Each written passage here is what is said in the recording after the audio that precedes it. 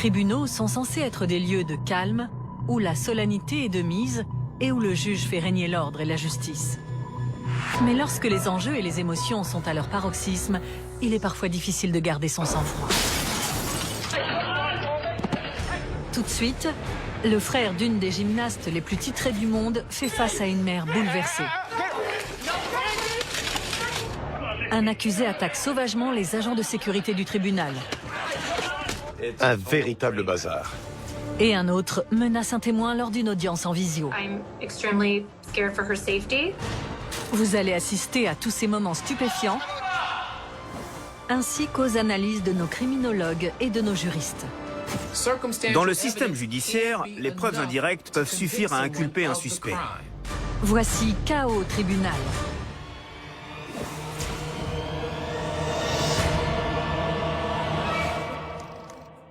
Le 15 juin 2021, Tevin Biles Thomas, 26 ans, se trouve dans un tribunal improvisé au sein du centre des congrès de Cleveland.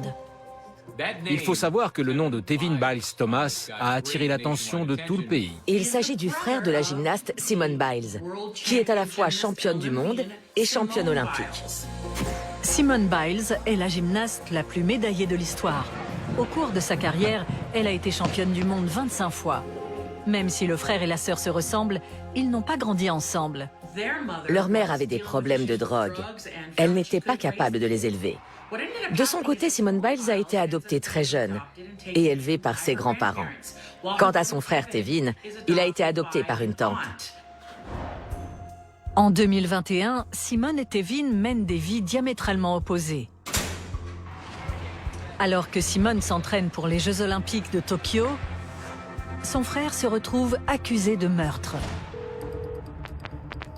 It's Cleveland 911. Somebody's calling the police. Hello, somebody just got shot into a party at where? Somebody just got shot at a party? 2 people did. Les faits se sont produits au cours du Nouvel An 2018.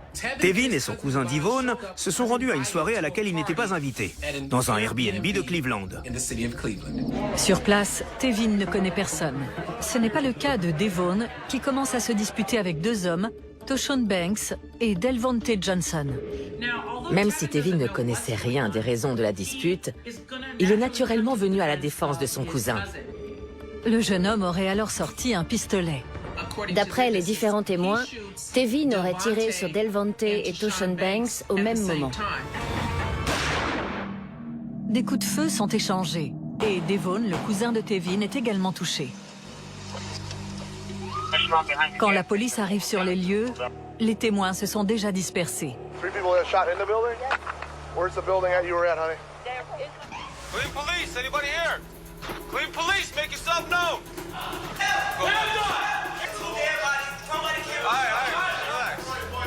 En fin de compte, il y a 3 victimes.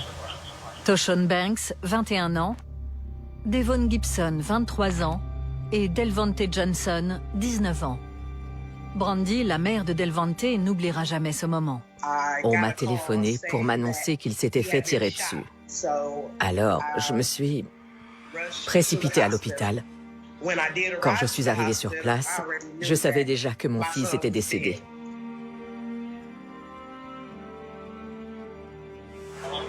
Après sa mort, la police fait de son mieux pour reconstituer le déroulement des événements. Les indices découverts par les enquêteurs désignent Tevin Biles Thomas. À cette fête, personne ne le connaissait. Mais on le voit arriver sur les images de surveillance. On pouvait donc affirmer qu'il s'y trouvait. Des témoins l'ont bel et bien vu, lui, tirer. Ils ont aperçu mon fils et Toshon se faire toucher par les balles tirées depuis l'arme de Tevin, qui s'est enfui. Il a récupéré ses affaires avant de sauter dans sa voiture et de regagner la base militaire de Fort Stewart en Géorgie. C'est là qu'il était soldat. Tevin est arrêté en août 2019. En mai 2021, les audiences préliminaires s'ouvrent. Les accusations avaient été portées et c'était à l'avocat de la défense de trouver des incohérences. La défense a déjà fait valoir le fait que l'arme du crime n'avait jamais été retrouvée. C'était un sacré problème. Pour couronner le tout, l'ADN de Tevin n'était présent sur aucune des douilles retrouvées sur les lieux du crime. La défense s'appuie également sur les témoignages contradictoires concernant la tenue du tireur. Selon un témoin, ce dernier portait une veste noire et des lunettes dorées. D'après un autre, la veste était en jean et le tueur avait des Timberland. Plus tard, la police a découvert que Tevin n'était pas le seul à posséder des Timberland. Ce soir-là, il y avait au moins 8 autres personnes qui en portaient. C'était un souci. Et par-dessus tout, les images issues des caméras de surveillance n'étaient pas vraiment fiables, parce qu'on y discernait mal les différentes couleurs. C'est grâce à toutes ces informations que l'avocat de la défense a pu monter sa plaidoirie et affirmer que Tevin ne pouvait pas être condamné, car les preuves étaient insuffisantes. On aurait pu se dire que le procureur allait y réfléchir à 2 fois avant d'inculper Tevin. Mais c'est inexact. Il faut savoir que lorsque plusieurs meurtres se produisent dans une situation comme celle-ci, pendant une fête, le procureur va inculper le suspect, même si les preuves peuvent sembler insuffisantes. Quand un crime se produit au cours d'une soirée et que cela provoque la mort de 3 personnes, la communauté va réagir. Les gens veulent connaître le nom du coupable et ils tiennent à ce qu'il soit puni. Dans le système judiciaire, lorsqu'on se retrouve face à une situation très forte émotionnellement parlant, les preuves indirectes peuvent suffire à inculper un suspect. En plus, quand on poursuit dans cette voie, selon le type de preuve, il peut y avoir une négociation de peine. C'est pour ça que la réaction du procureur ne me choque pas. L'avocat de Tevin demande à ce que les charges soient abandonnées. D'où la présence du jeune homme en salle d'audience le 15 juin. Son avocat souhaite obtenir un non-lieu. L'avocat de la défense peut se baser sur toutes les preuves pour dire qu'elles ne sont pas suffisantes pour poursuivre la procédure. Les faits ont eu lieu 2 ans auparavant et l'émotion est vive dans la salle d'audience. Brandy, la mère de Delvante, est présente. Elle pouvait enfin assister au procès. Cela faisait 2 ans qu'elle se demandait si justice allait être rendue pour la mort de son fils. La juge Sinenberg rend sa décision concernant le non-lieu. In viewing the evidence in the light most favorable to the state, it is insufficient to sustain a conviction. The motion is granted as to all counts.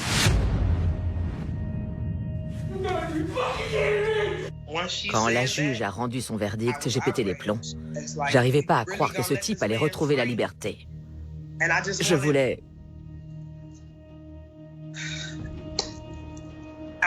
qu'il souffre, comme mon fils.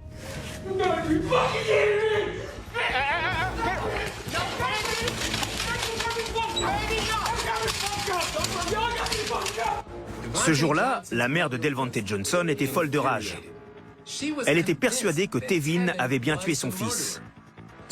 Quand la demande de non-lieu en sa faveur a abouti, elle n'a pas réussi à se maîtriser. Les agents de sécurité reprennent le contrôle de la situation et Brandy est évacuée, les menottes au poignet. En fin de compte, la juge Sinenberg n'a pas inculpé la mère de Delvante pour cet accès de colère en salle d'audience. Si elle avait décidé de le faire, elle aurait accablé une famille qui avait déjà subi une perte terrible. Ça me fait mal de penser qu'il vit tranquillement sa vie, alors que je dois aller voir mon fils au cimetière. Delvante allait devenir papa. Sa fille est née 7 mois après son décès. Et il n'a jamais eu la chance d'être papa. Pour elle, Tevin est passé entre les mailles du filet.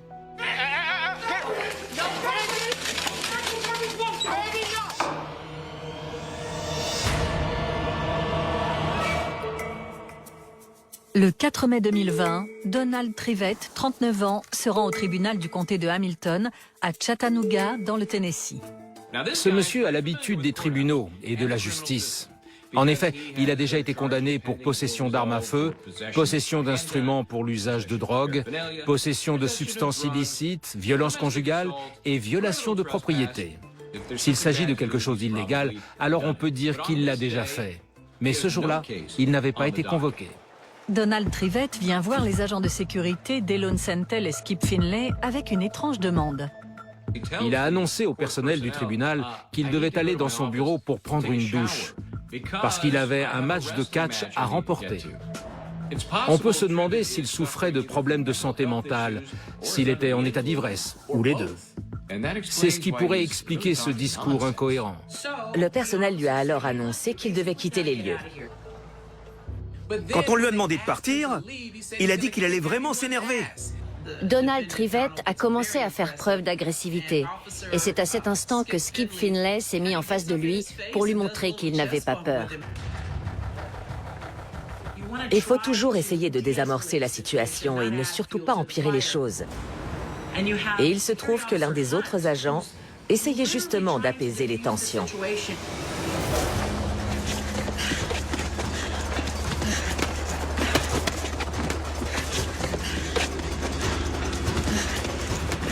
Soudain, des coups ont été échangés. Quelqu'un a perdu ses lunettes. Tout le monde s'est retrouvé au sol. Un véritable bazar.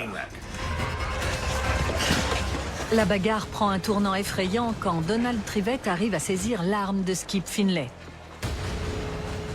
C'est extrêmement dangereux. Il faut tout faire pour éviter qu'un suspect ne s'empare de l'arme de service du personnel de sécurité. D'autres agents se sont joints à la mêlée pour essayer d'immobiliser la main du suspect et l'empêcher d'actionner l'arme. Heureusement, l'un d'eux est habilement parvenu à éjecter le chargeur. D'autres membres du personnel arrivent à la rescousse. Aucun coup de feu n'a été tiré. Il a fallu enfiler un masque anti-crachat au suspect et lui menotter les chevilles. Trivette est aussitôt conduit en détention. Si cet homme s'était emparé de l'arme, avec toutes les personnes qui se trouvaient dans le couloir, ça aurait été un bain de sang. En juin 2021, Donald Trivette plaide coupable de nombreux chefs d'accusation et est condamné à une peine avoisinant les 5 ans de prison. La situation a dégénéré parce qu'il était au mauvais endroit, au mauvais moment, dans le but de prendre une douche.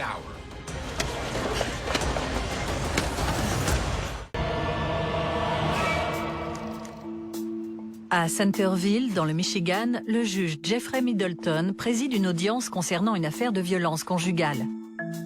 En pleine pandémie de Covid-19, les audiences ont lieu en visioconférence. C'est pratique, non? Oui, mais pas toujours idéal. Il y a beaucoup de choses qu'on ne peut pas contrôler quand on est à distance. L'audience du jour permettra de déterminer si Kobe Harris, 21 ans, comparaîtra en justice pour une violente agression sur sa petite amie, Mary Lindsay, 31 ans. À cette audience étaient présents le juge, le procureur, la procureure adjointe, l'avocat de la défense, un policier et pour finir, les 2 plaideurs. La relation entre Mary et Kobe s'apparentait principalement à un cycle sans fin de violence conjugale.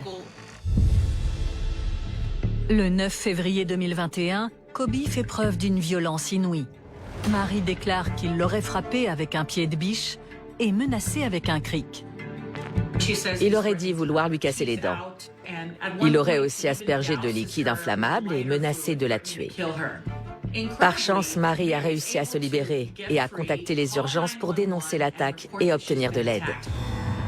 La police arrive et arrête Kobe. Il est aussitôt inculpé pour voie de fait armé. Il paie sa caution, mais a l'interdiction de contacter Mary. Après son arrestation, Kobe a payé sa caution avant d'être ensuite libéré de prison. L'audience en visioconférence a lieu le mois suivant. What were you and Kobe arguing about, if you remember?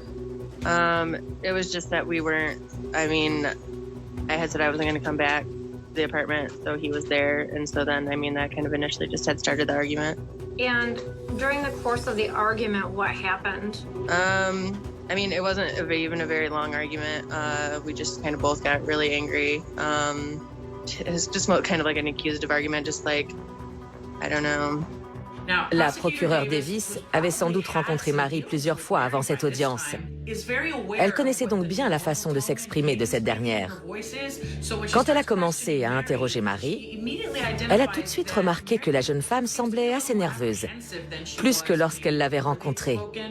De toute évidence, elle minimisait ce qui s'était passé au cours de cette fameuse dispute. La procureure demande à Mary de lui parler de l'appel aux urgences qui a permis l'arrestation de Kobe.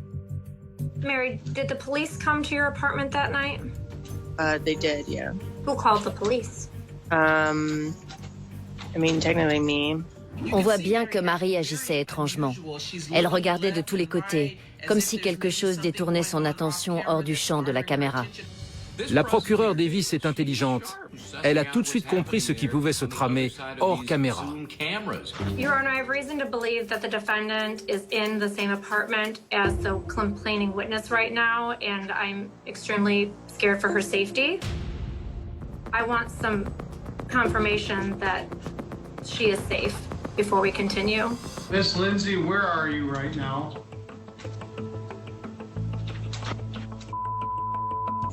Mr. Harris, where are you?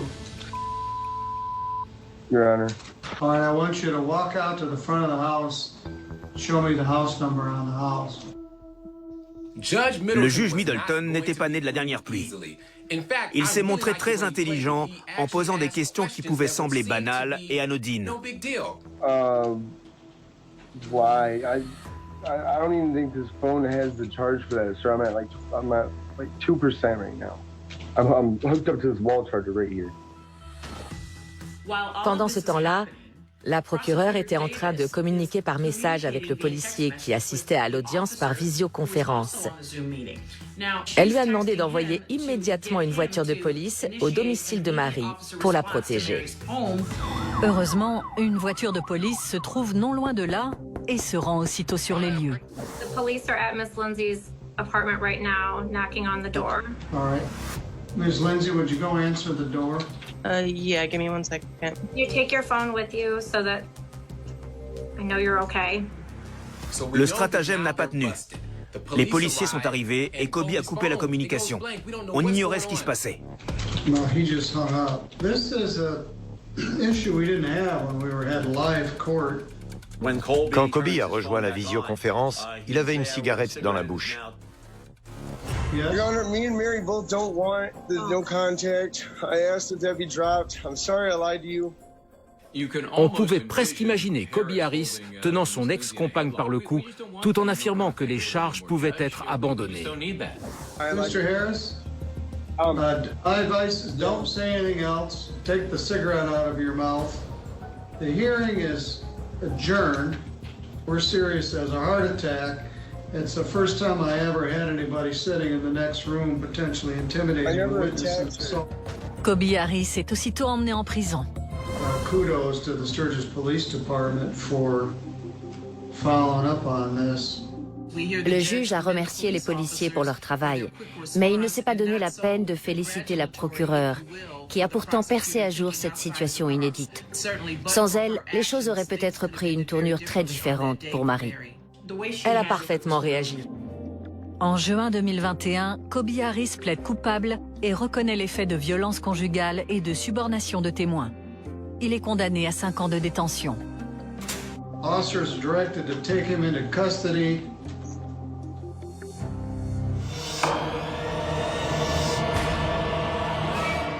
Il est 21h30 au centre de détention pour mineurs de Davidson à Nashville. 4 délinquants juvéniles sont de corvée de nettoyage. Et il ne s'agit pas d'adolescents ordinaires qui vont s'inquiéter de ne pas avoir de cavalier ou de cavalière au bal de promo. Decorius Wright, 16 ans, et Maurice Marsh, 17 ans, sont accusés de meurtre. À 15 ans, Calvin House est coupable de vol de voiture et de possession d'armes. Enfin, Brandon Carruthers, 17 ans, est accusé de vol à main armée et de possession d'armes. Ce sont des ados qui sont coupables de crimes graves. Ils sont surveillés par des gardiens de l'organisation Opportunité pour la jeunesse. Il faut savoir que le fait de s'occuper de jeunes délinquants rapporte beaucoup d'argent. Et cette organisation gagnait 4,5 millions de dollars par an pour ce seul centre. Apparemment, les 4 adolescents concernés étaient en train de faire le ménage quand une bagarre a éclaté non loin. Le gardien les a alors laissés sans surveillance. Or, il y a également un ascenseur libre d'accès à cet étage. Les jeunes garçons ont vite compris que plus personne ne les surveillait. Ils sont aussitôt entrés dans l'ascenseur et l'ont utilisé pour descendre. Quand ils en sont sortis, ils se sont retrouvés dans une espèce de labyrinthe. Sur les images des caméras de surveillance, on peut les apercevoir en train de courir un peu partout. Il n'y avait personne dans les couloirs. Au bout de 30 secondes, les jeunes délinquants empruntent l'escalier et quittent le centre de détention. Et il n'y avait pas un seul surveillant devant le bâtiment. Toutes les conditions étaient réunies pour une évasion réussie. Et grâce aux gardiens, les adolescents ont une longueur d'avance sur la police. Le surveillant a attendu 35 minutes avant de signaler leur disparition parce qu'il ne savait pas qui contacter. Il a déclaré qu'il était perdu, qu'il ne savait pas quoi faire ou comment gérer la situation. Et pendant qu'il attendait, les criminels s'éloignaient de plus en plus du centre. Et finalement, il s'est contenté d'appeler les urgences. 3 des 4 évadés sont rapidement retrouvés, mais le dernier, Brandon Carruthers, reste en cavale pendant 2 semaines. Il a même fini sur la liste des personnes recherchées avec une récompense offerte de 13 000 $ pour sa capture. On peut dire que cette erreur a coûté cher à l'organisation, opportunité pour la jeunesse. Le surveillant et 2 autres employés sont arrêtés et inculpés pour négligence grave. Tous les 3 sont licenciés et attendent le début de leur procès. Il y a des failles dans le système qui n'auraient pas été exploitées si ces gens avaient fait leur travail. Et l'organisation n'a pas que cette évasion à se reprocher. En juin 2017, des surveillants ont eu une surprise dans ce même centre de détention. En effet, 2 ans auparavant, une infirmière avait perdu la trace de l'un des détenus. Le délinquant est allé aux toilettes et en véritable MacGyver, il a dévissé une trappe permettant d'accéder au plafond à l'aide d'un rouleau de papier toilette. Pendant 25 minutes, il se déplace dans les conduits d'aération en cherchant la sortie, mais du personnel finit par l'entendre. Heureusement, ils pouvaient l'entendre progresser et l'ont suivi à l'oreille. Il est là? Non, il est là. Tout à coup, il est passé au travers du plafond.